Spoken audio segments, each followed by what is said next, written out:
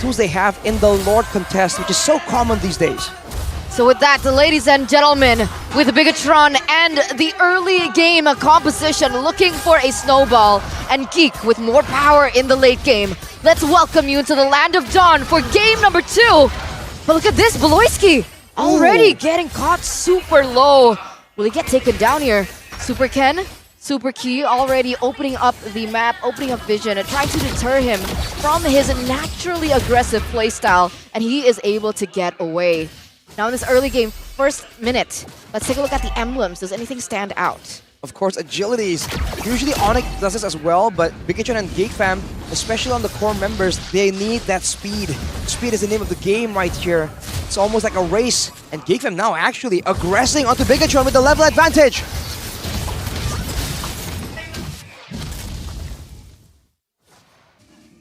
It will be BIGETRON Alpha managing to retreat. Oof. That was dangerous, man. Level 4 Akai could have really pinned someone down, and no one has ultimates to deal with it.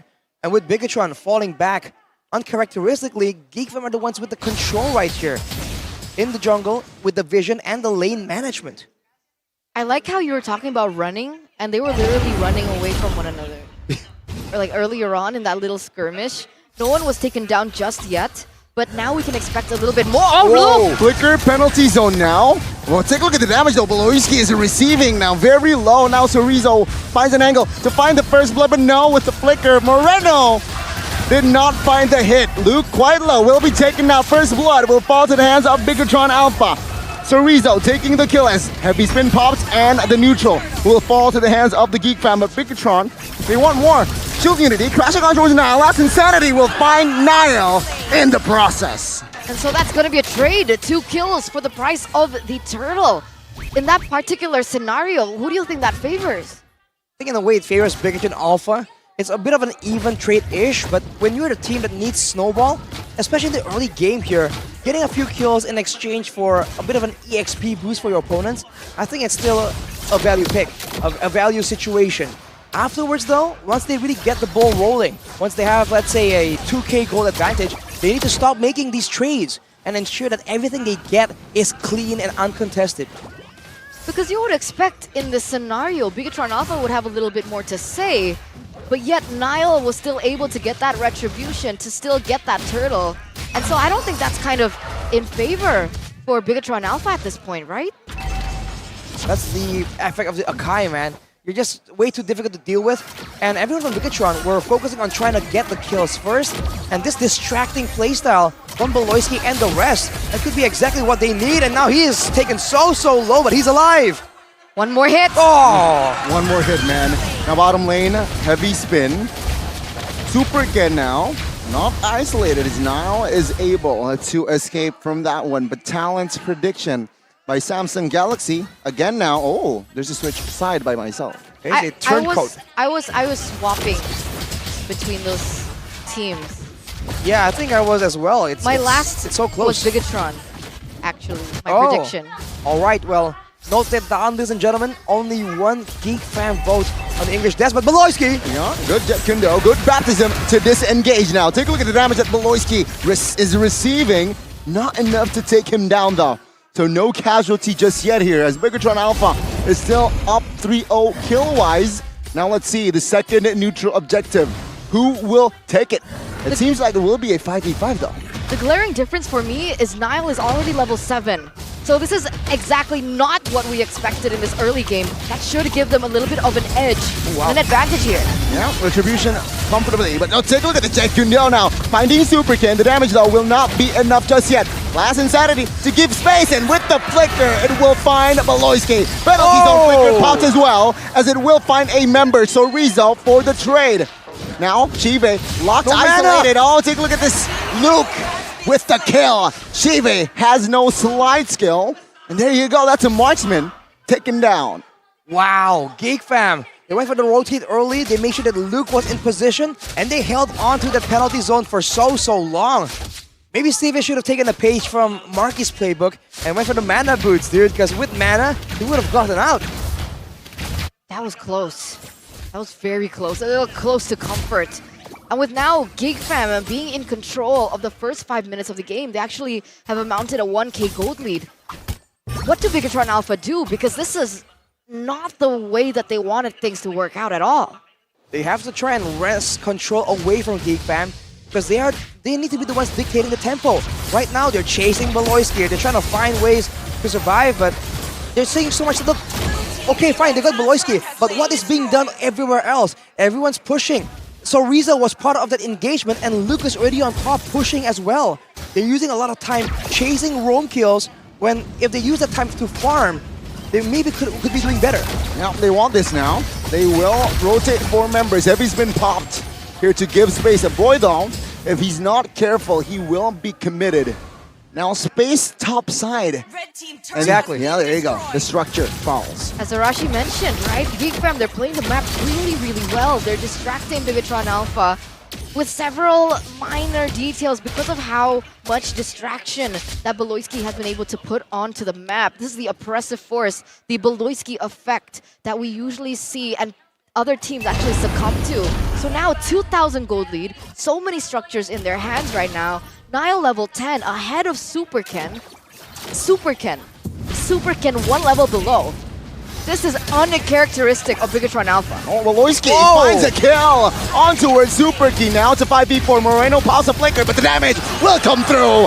Luke finding the kill. Now Lance Insanity popped in the mid lane. Super Ken pinned down. 3 members will be on him. 4 even, and finds the mark. 3-0 trade.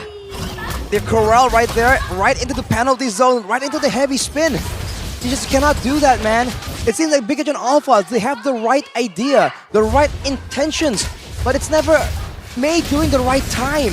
They come in late, they come in one step behind GEEK fam, and that is costly against the superior setup. Now falling behind, they have to try and find a way to make use of their mobility. That is their main advantage. They have to use it, right?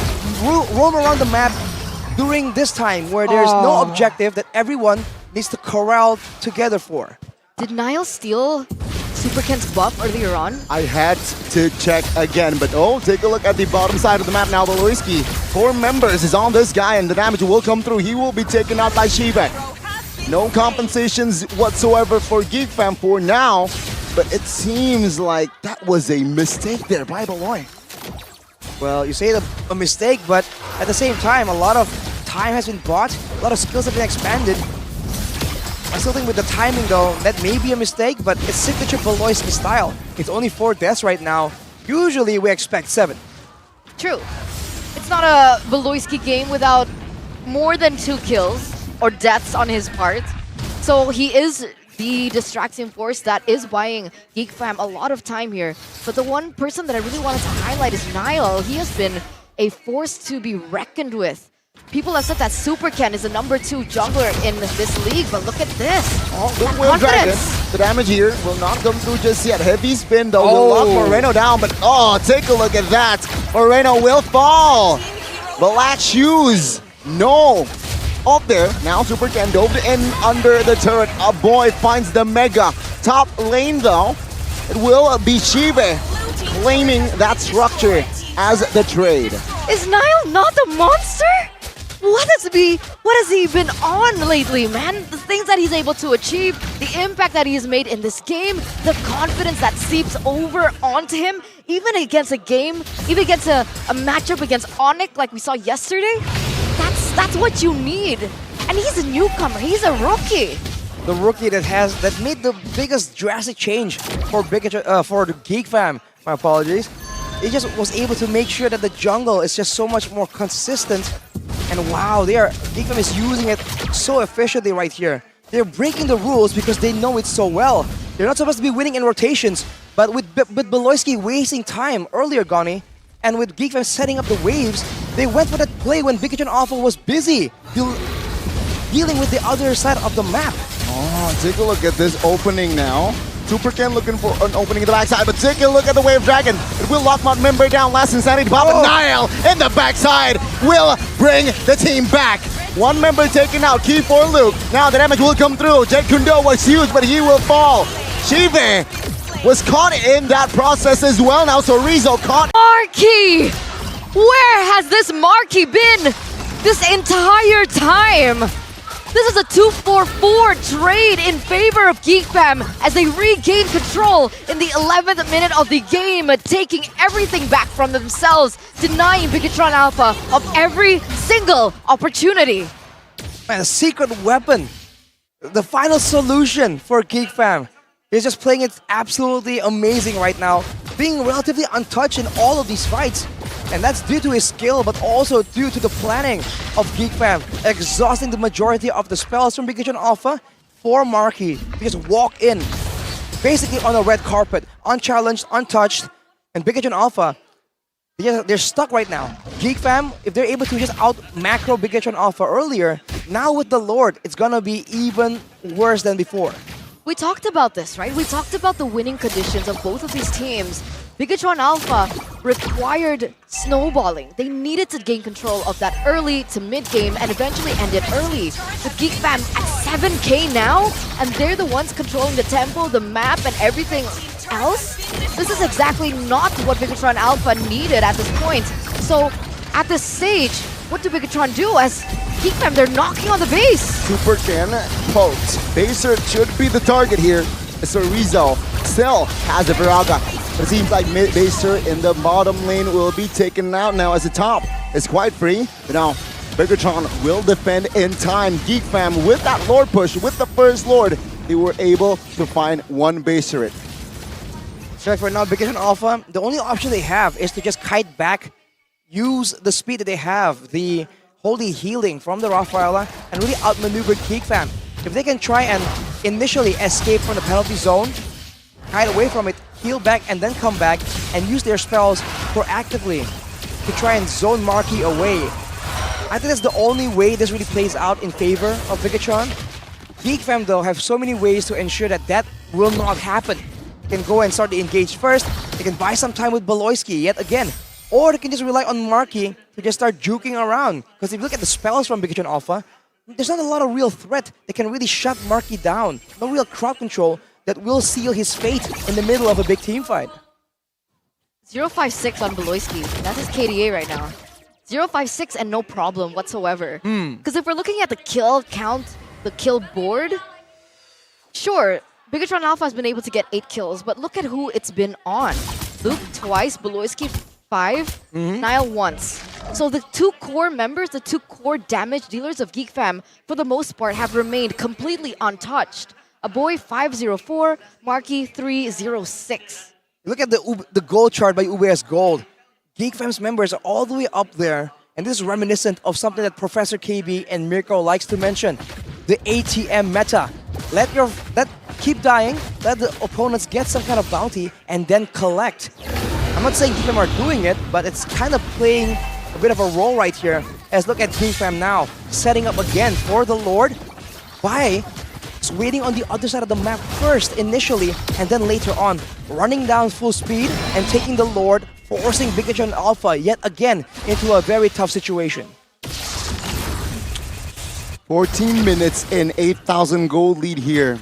It is very, very tough for BIGETRON to turn this game around, but perhaps with this fight they look to turn things around. Now a boy, no black shoes caught. But take a look at the coordination. Bang, bang, bang. Super key falls. Shive as well. And that is 2 members from BIGETRON Alpha 3, mind you. Taken out. GEEK Fam, they will look for the end. 5 members against Sorizo and Ken. Can they do it? Sorizo, no last insanity. The Raga armor though will be chunked now.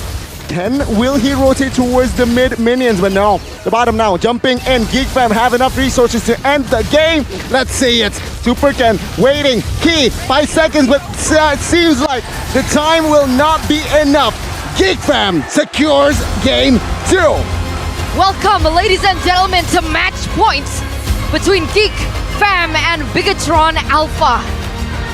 What a display once again by GEEK Fam.